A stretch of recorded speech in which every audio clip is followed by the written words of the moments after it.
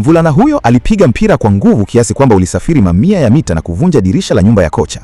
Alipoenda nyumbani kwa kocha kuomba msamaha, kocha alikataa kabisa kuamini kwamba mvulana huyo angeweza kupiga mpira umbali huo. Mvulana alisisitiza kuwa alikuwa anasema ukweli, hivyo kocha alimrudisha uwanjani na kumwambia aonyeshe uwezo wake hapo hapo. Bila kutarajia, katika jaribio lake la kwanza aliteleza na kuanguka. Kocha alizidi kuamini kwamba alikuwa anadanganya.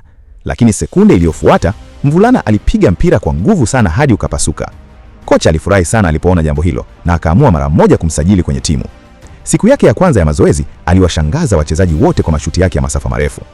Baadaye kocha aliwaambia wachezaji wapange ukuta wa kujihami ili kumfundisha mvulana kupiga akiwa chini ya shinikizo. Lakini alipoupiga mpira, alimgonga mmoja wa wachezaji wenzake na kumfanya apoteze fahamu.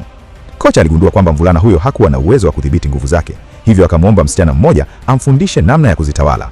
Kwanza, msichana huyo alimpa zoezi la kupiga mbao za miti kwa lengo la kuzigawanya vipande viwili. Lakini mvulana alipojaribu, nguvu ya mpigo ilimrusha msichana huyo mbali.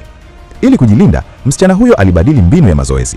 Alimwomba rafiki yake anunue jozi ya viatu vya visigino virefu, kisha akamwambia mvulana avae viatu hivyo akiwa anadaka na kuchezesha mpira ili kupunguza nguvu zake za mlipuko.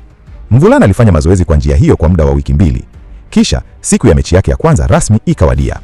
Kwa kuwa hakuwahi kucheza mechi hapo awali, kocha alimweka benchi kama mchezaji wa akiba mwanzoni. Lakini mara tu mechi ilipoanza, timu yao ilianza vibaya. Walifungwa mabao 2 ndani ya dakika 5 tu. Baadaye, nahodha wa timu alijitokeza na kwa shida akafunga bao na kufutia machozi. Wapinzani walijua kwamba nahodha ndiye alikuwa kikwazo kikubwa kwao, hivyo wakaanza kumfanyia madhambi ya makusudi hadi akapata majeraha na kushindwa kuendelea na mchezo. Katika wakati muhimu, mvulana aliingia uwanjani kama mchezaji wa akiba. Baada ya wiki 2 za mazoezi ya kudhibiti nguvu zake, aliweza kwa urahisi kupenya safu ya ulinzi ya wapinzani na kufunga bao la kusawazisha mchezo. Muda uliobaki ulikuwa mchache sana. Wapinzani walipanga kufanya madhambi ya makusudi tena ili mechi imalizike kwa sare. Katika wakati wa mwisho wenye maamuzi, mvulana alisimama kupiga penalty. Alipiga mpira kwa nguvu zake zote. Kabla wapinzani hawajajua kilichotokea, mpira ulikuwa tayari umeingia wavuni. Hatimaye, timu yake ilishinda mechi hiyo.